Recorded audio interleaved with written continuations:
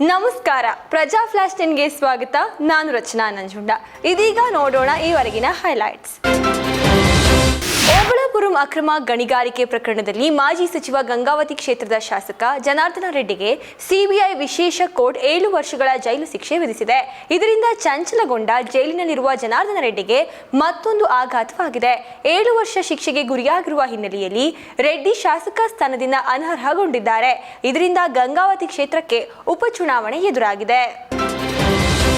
ರಾಷ್ಟ್ರೀಯ ಹೆದ್ದಾರಿ 948ರಲ್ಲಿ Somanahalli toll plaza May 9ರಂದು ಆರಂಭಗೊಳ್ಳಲಿದೆ ಎಂದು ರಾಷ್ಟ್ರೀಯ ಹೆದ್ದಾರಿ ಪ್ರಾಧಿಕಾರದ ಯೋಜನೆ ಅನುಷ್ಠಾನ ಘಟಕ ಮೈಸೂರು ಪ್ರಕಟಣೆ ನೀಡಿದೆ.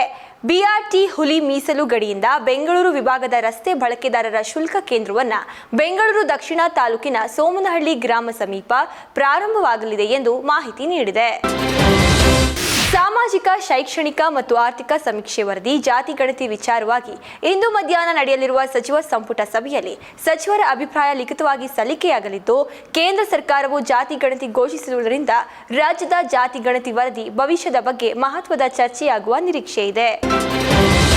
ಪಹಲ್ಗಾಮ್ ಉಗ್ರರು ನಡೆಸಿದ ನರಮೇಧಕ್ಕೆ ಪ್ರತಿಕಾರವಾಗಿ ಆಪರೇಷನ್ ಸಿಂಧೂರ ಕಾರ್ಯಾಚರಣೆ ನಡೆಸುತ್ತಿರುವ ಭಾರತೀಯ ಯೋಧರಿಗೆ ಬೆಂಬಲ ಸೂಚಿಸಲು ರಾಜ್ಯ ಕಾಂಗ್ರೆಸ್ ವತಿಯಿಂದ ಇಂದು ಬೆಂಗಳೂರಿನಲ್ಲಿ ತಿರಂಗ ಯಾತ್ರೆ ಹಮ್ಮಿಕೊಳ್ಳಲಾಗಿದೆ.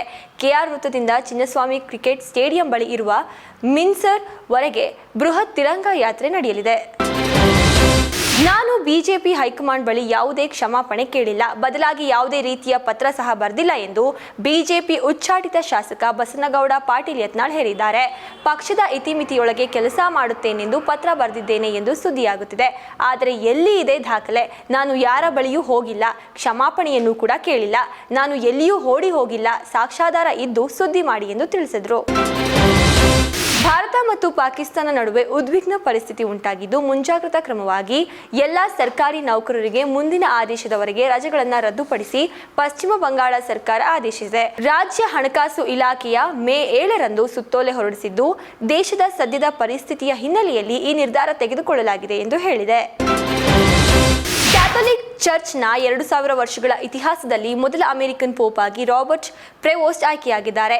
ಪೆರುವಿನಲ್ಲಿ ಸುದೀರ್ಘ ವೃತ್ತಿ ಜೀವನವನ್ನು ಕಳೆದಿರುವ ಇವರು ವ್ಯಾಟಿಕನ್ನ ಪ್ರಬಲ ಬಿಷಪ್ಗಳ ಕಚೇರಿಯನ್ನು ಮುನ್ನಡೆಸುತ್ತಿದ್ದಾರೆ. ಪ್ರೆವೋಸ್ಟ್ ಲಿಯೋ XIV ಎಂಬ ಹೆಸರನ್ನ ಪಡೆದರು. ಅಂದರೆ ಇವರು ಇದೇ ಹೆಸರಿನಿಂದ ಇನ್ನು ಮುಂದೆ ಗುರುತಿಸಿಕೊಳ್ಳಲಿದ್ದಾರೆ. ನಿನ್ನೆ LOCಯಲ್ಲಿ ಪಾಕಿಸ್ತಾನದ ಸೇನೆ ದಾಳಿ ನಡೆಸಿ 16 ಜನರನ್ನ ಕೊಂದಿತ್ತು. ಅದಕ್ಕೆ ಪ್ರತಿಯಾಗಿ ಭಾರತ ಪಾಕಿಸ್ತಾನದ ಲಾಹೋರ್ನಲ್ಲಿ ಪಾಕಿಸ್ತಾನದ ವಾಯು ರಕ್ಷಣಾ ಮೂಲ ಸೌಕರ್ಯದ ಮೇಲೆ ದಾಳಿ ನಡೆಸಿ ನಾಶಪಡಿಸಿತ್ತು. ಹಾಗೆ ಚೀನಾ ನಿರ್ಮಿತ ಕ್ಷಿಪಣಿಯನ್ನ ಹೊಡೆದುರುಳಿಸಿದೆ.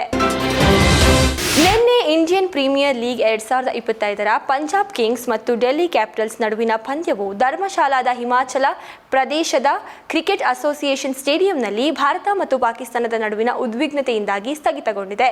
ಕೇವಲ 10.1 ಓವರ್ಗಳು ಮಾತ್ರ ಆಡಲು ಸಾಧ್ಯವಾಗಿದ್ದು, ಭದ್ರತಾ ಕಾರಣಗಳಿಂದ ಪಂದ್ಯವನ್ನು ರದ್ದುಗೊಳಿಸಲಾಗಿದೆ. ರಿಷಬ್ ಶೆಟ್ಟಿ ನಿರ್ದೇಶನದ ಕಾಂತಾರ ಚಾಪ್ಟರ್ 1 ಸಿನಿಮಾ ಚಿತ್ರೀಕರಣದ ವೇಳೆ ಜೂನಿಯರ್ ಕಲಾವಿದರೊಬ್ಬರು ಮೃತಪಟ್ಟಿದ್ದಾರೆ ಎಂಬ ಸುದ್ದಿ ಹಬ್ಬಿತ್ತು. ಆದರೆ ಹೊಂಬಾಳೆ ಫಿಲ್ಮ್ಸ್ ಈ ಬಗ್ಗೆ ಸ್ಪಷ್ಟನೆ ನೀಡಿದ್ದು, ಆ ಕಲಾವಿದರು ಸಾವನ್ನಪ್ಪಿದ್ದು ಚಿತ್ರೀಕರಣದ ಸ್ಥಳದಲ್ಲಿ ಅಲ್ಲ ಎಂದು ಹೇಳಿದೆ. ಮೃತರ ಕುಟುಂಬಕ್ಕೆ ಸಂತಾಪ ಸೂಚಿಸಿರುವ ಹೊಂಬಾಳೆ ಫಿಲ್ಮ್ಸ್, ಇದು ಅವರ ವೈಯಕ್ತಿಕ ಕಾರ್ಯಕ್ರಮದಲ್ಲಿ ನಡೆದ ದುರ್ಘಟನೆ ಎಂದು ತಿಳಿಸಿದೆ. ಇದಾಗಿತ್ತು ಈವರೆಗಿನ ಹೈಲೈಟ್ಸ್. ಮತ್ತಷ್ಟು ಅಪ್ಡೇಟ್ಸ್ಗಾಗಿ ನೋಡ್ತಾ ಇರಿ ಪ್ರಜಾಧ್ವನಿ ಟಿವಿ.